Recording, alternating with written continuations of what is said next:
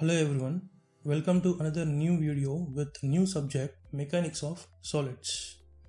And this is one of the basic subject of designing field and one of the important subject for the students who are in the second year of civil and mechanical engineering. And there is a more weightage for this subject in all the competitive exams like GATE and engineering services. So without any delay, we will start the video. Mechanics of solids is also called mechanics of materials. In this video, we will try to cover few things like what is mechanics and what are the types of bodies we have or materials, subjects under mechanics, and the definition of mechanics of materials or solids. Once again, this subject is very important, and we can also call the mechanics of solids as mechanics of materials. First, we'll try to understand what is mechanics. And the definition of mechanics is the branch of physical science that deals with the state of rest or the state of motion of bodies is termed as mechanics. So here the important term is you're going to study about the bodies and what are that bodies, or we can also call it materials.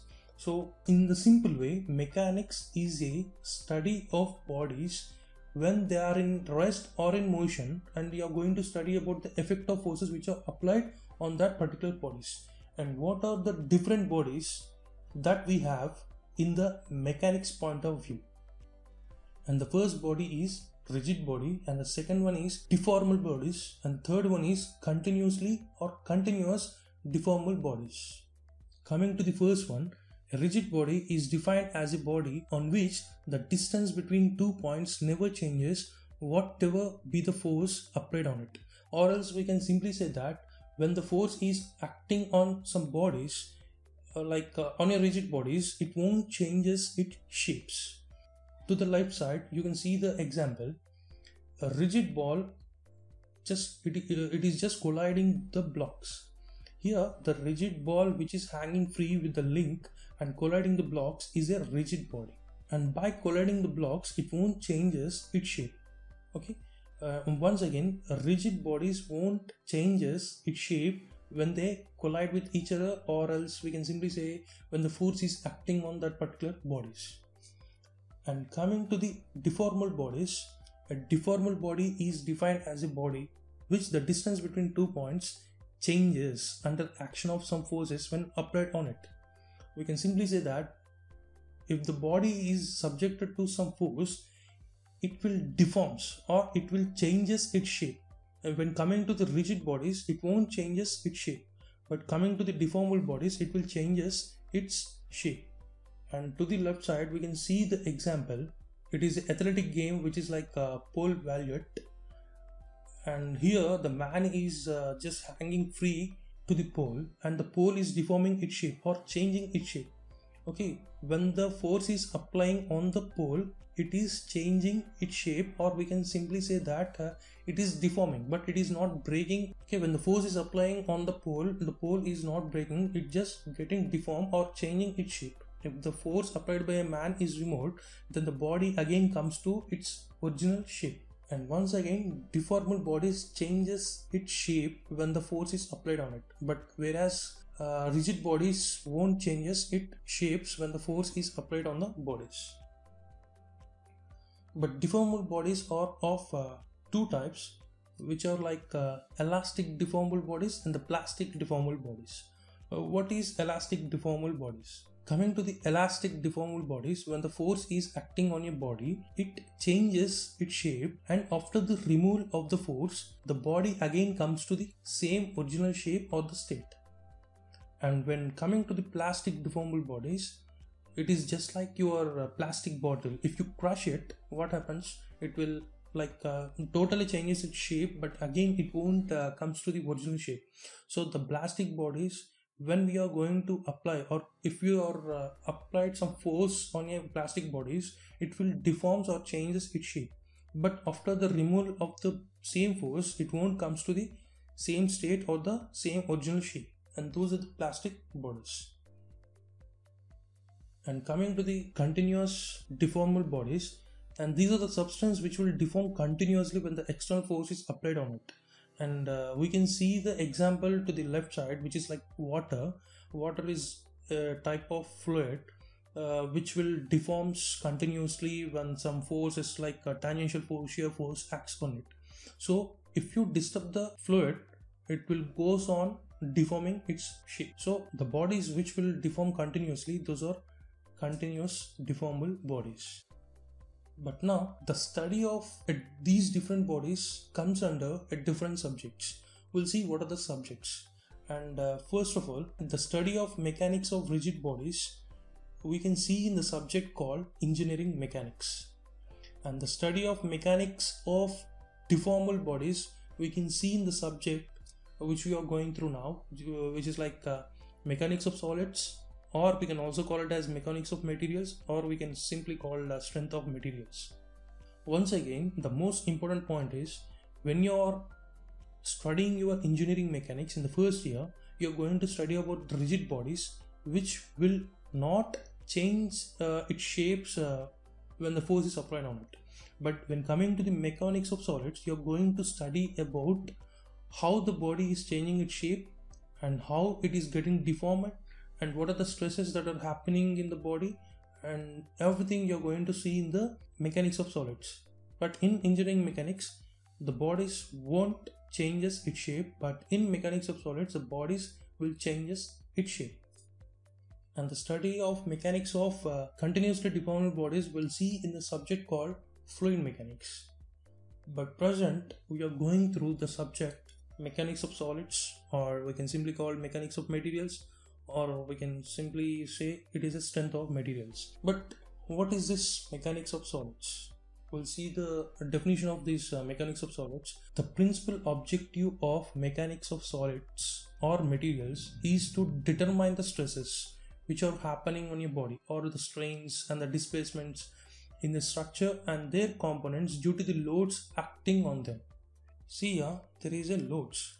Here the loads, you're going to study about these loads in the engineering mechanics. But in this subject, in the mechanics of solids, you're going to study about stresses. See, what is the main difference between the loads and the stresses? We can define this in this present subject. So as we are going through the session, we'll see what is the difference between your load and the stress.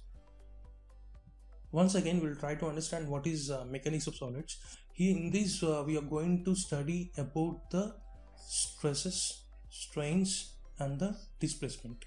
And moreover, your mechanics of solids or materials is to study about the bodies which are deformable. When they are deforming, you're going to get some stresses, some strains, and everything.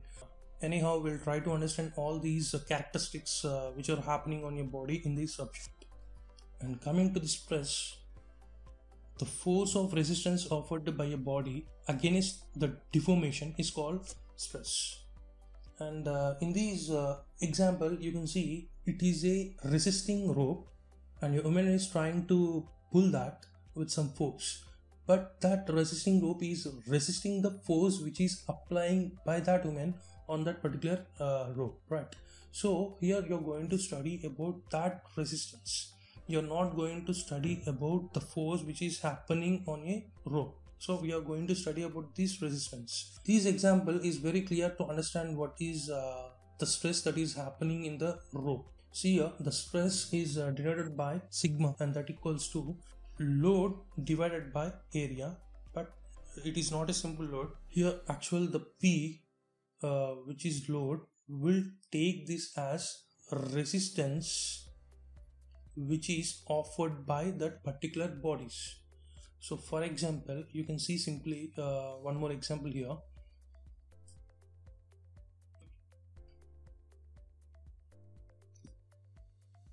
Here you can see a rectangular block, and if I applying some force on this side which is like P, and one more force on this side which is like P. But here if you take any section, just make that section as XX, and this particular section, at this section, if you divide that particular body to two components, so when you're applying the force to this side, at this particular section, what it happens is it's try to resist that particular force P. So this force is equals to this resisting force, and this P is your resisting force, but this is your load, applied load or applied force, but this is your resisting force. This is load or force, but this is your resisting force. So here your P, which is you're going to study about this particular resistance. Okay, so you're going to take the resistance divided by original area. Okay, this is original area. And now we'll see what is P. P is expressed in newtons. So why you're expressing that resisting force in newtons? See, this resisting force is equals to this load which is applying on that particular body. Whatever the force you are applying here, the same will resist here. So by that, the body can withstand that force without any breaking or any necking formations, without any damage to the particular bodies. And now here the resistance, so it is resistance force is equals to load applied.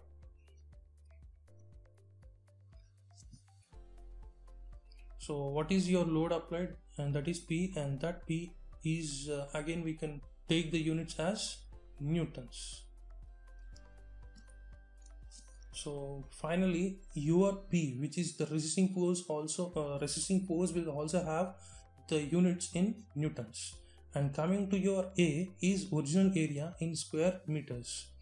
And finally, what are the units for your stress, which is designated by sigma, is Pascal, but 1 Pascal is equals to 1 Newton per meter square. But here you can see one more point, that you're considering the original area here. See, if you're considering original area here, then that particular stress is called engineering stress, and particular stress is called engineering stress. But if you consider the actual area here, if you're going to consider actual area, then your stress is called true stress. We will try to understand what is true stress in the coming sessions. Up to now, you have to remember what is the stress means. It is a engineering stress. It is not a true stress. So when you are simply calling it as stress, then it is engineering stress, and we have to consider original area, not actual area. When you require the true stress, then you have to take actual area.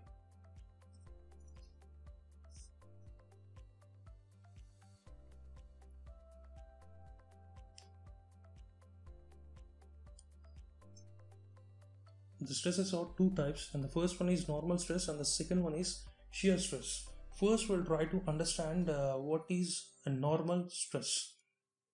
See, just assume that there is a rectangular block, and if you are applying some force on this particular area, which is like P, this force, whatever you're applying, that is normal to the plane. Okay, this is your plane, right? To that particular one you're applying this force. So these are the force which is normal to the plane, and if the stresses what are going through in that particular body, we call as normal stresses. That means the force is perpendicular to the plane or perpendicular to the area what you're going to apply, and those stresses are normal stresses. If that particular forces are parallel to the area, then we can call it as shear stresses. And we'll see what are the different types of stresses that are having under normal stress. The first one is tensile stress and the second one is compressive stress. And first we'll see what is the tensile stress. when the bar is stretched by the force F as shown in the figure which is to your right side, the stresses are tensile stresses, and it is designated by sigma T.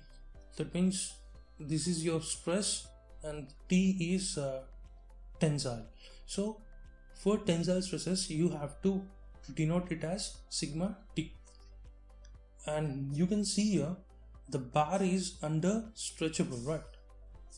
Here the bar is under stretchable. The forces are applying on both the sides, and both the sides the forces are pulling the bar. When the force is pulling the bar is changing its length, and you can see the original length is this one, and as the force is getting applied, the length goes on increasing, and that is your tensile stress. So when the tensile stress is happening on particular body, it will increases its length or changes its length. And what about the diameter that is happening to this particular body? The diameter is decreasing. Okay, you can see here for the tensile the diameter is decreasing, but whereas if you see what is happening to the length is increasing. So in the case of tensile, your diameter will decreases and the length will increases. And now we'll see what is compressive stress. When the bar is compressed by the force P, the stresses are compressive stresses, and it is denoted by sigma C. And you can see the figure here to the right side of your screen. Here the body is there, the block which is compressing by two forces towards each other. So by that, what is happening is, because of this compressive force, what is going to happen to the diameter? The diameter will increases, and what about the length? The length will decreases.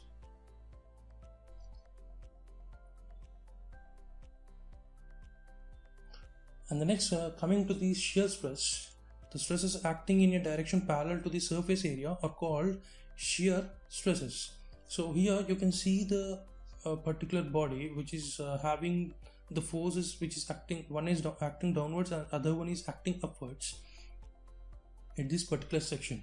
So these two are tangential to each other, and moreover these two forces are parallel. And coming to here we can see an example of rivet which is shearing off by these two forces which are acting parallel to the particular area. So moreover, the shear stress tau is equals to shear resistance divided by shear area, that equals to P by A. So here P is shear resistance. It is not a simple resistance or tensile resistance or a normal resistance. It is a shear resistance. The shear force is formed due to a tangential forces which are like P, on both sides of your particular body. So we can call these forces as parallel forces to the area or tangential forces to the area. And now if you observe one important point here, see, for the normal the forces are perpendicular to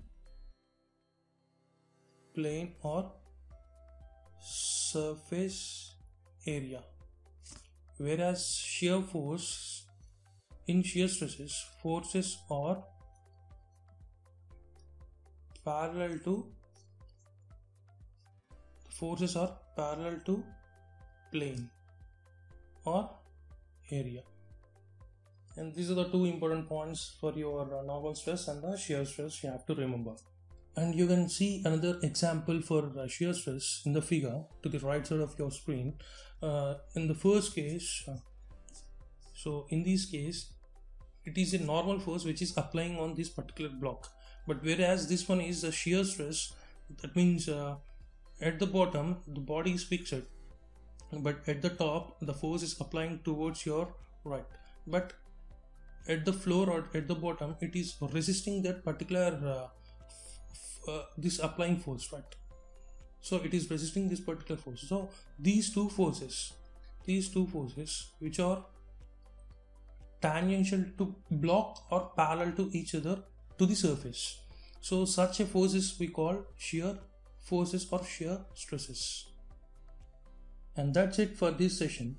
We'll see more things in the next session. Hope you like this video. Thank you.